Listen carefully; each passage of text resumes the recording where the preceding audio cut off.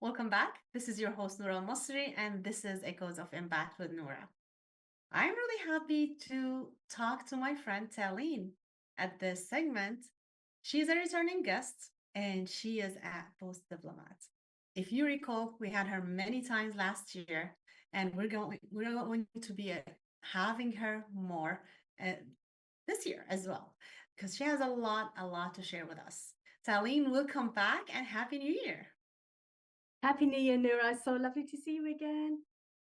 Well, it's always see you, like the bright colors that you have, your energy. I just love talking to you. So tell me, what about the new year? What have you done like last year, like your goals, and what are you planning for 2025? That is such a loaded question for me because I treat New Year's like a big holiday. So, you know how every year you have your birthday?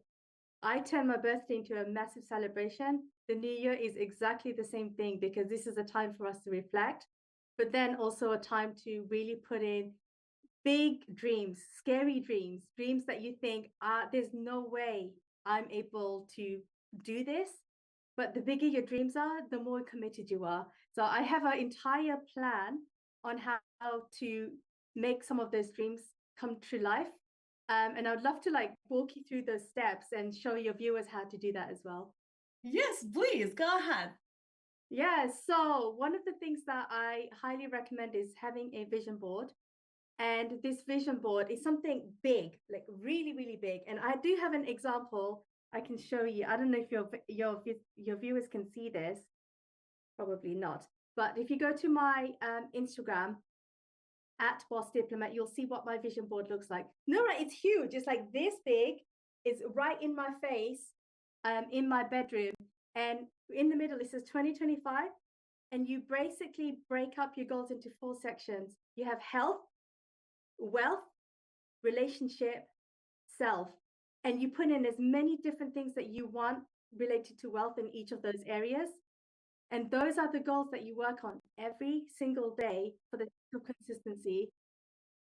And this is how you measure your personal brand growth over time. Hmm. This is interesting. Of course, we're going to talk about branding because you are the queen of that. So, you kind of merge now your personal goals and how you do your personal branding as well. So yeah, like how do you measure it? Like how do you measure both like together? Yeah, I mean, your personal brand is you. So if you're not improving, your brand isn't improving with you.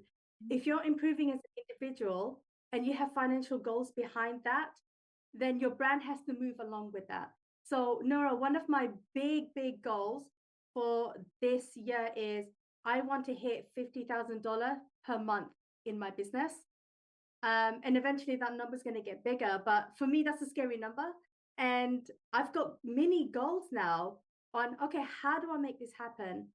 And the way I Mhm. see it, I mean, you're a tax professional, so you're going to probably like what I say here. So the year is split up into quarters. What Mhm. I do is I split the whole year into 12-week plans. So it doesn't matter when you start. You don't have to start in January. You can start in the middle of August and have a 12-week plan. You stick with that plan for a solid 12 weeks. You hit as many of those goals as possible. By the end of the 12 weeks, you review, see what worked, what didn't, and then you start again. And then that's a fresh 12 weeks. So 12 weeks equals to 1 year. That's how condensed my timetable is to making these goals happen. Oh, this is great. And I love that because sometimes when we put the goal, just you mentioned like 50,000 a month.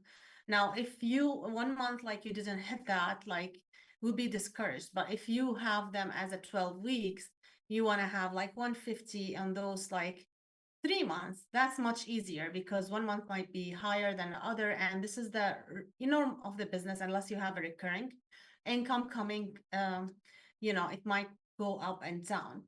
So it's a great way to have it like in a quarterly basis, and that's gonna make you like, yeah, like I need to hit it. Like let's move up this month. I love that. So what other tools do you use? Like you mentioned the vision board that you have in your bedroom. Now, what other tools? Like how do you measure it? How do I measure it? By looking at that thing every single day reviewing that 12 goal every single day and making sure, okay, what am I supposed to be doing this week? Because I've already figured that out. The next 12 weeks of my life is written on paper. Now I just need to go back. Week 1, week 2. So imagine this is week 13.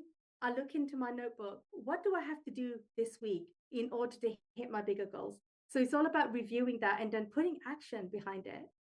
And I think one thing I need to mention to your audience, Noura, is it's important to realize how do you celebrate success and what happens to you when you fail.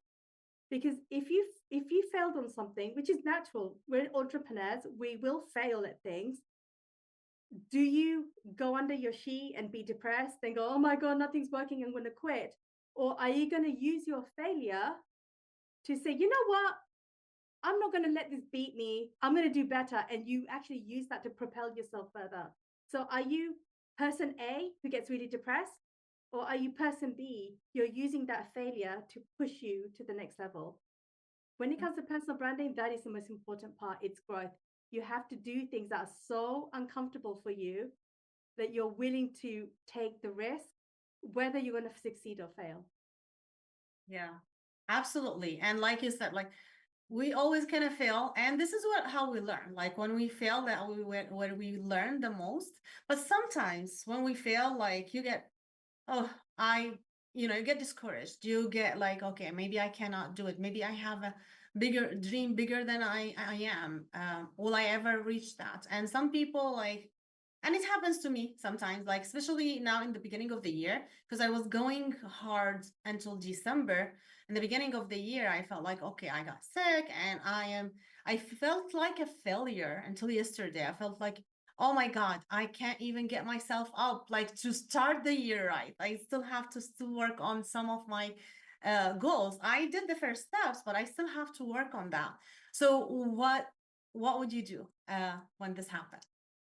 Well, sickness is one thing, right? No one feels good when they're sick. Get better and then get back onto reminding yourself, what do I want to achieve? Why do I want to achieve this? What is the big impact behind it? So don't just look at the numbers, like $50,000. Okay, that's a number. But what is the real reason behind why you want to achieve that? For me, it's obviously financial freedom. I want to travel wherever, whenever. And I don't want to work all day, So you got to remember, what is the bigger reasons behind those numbers?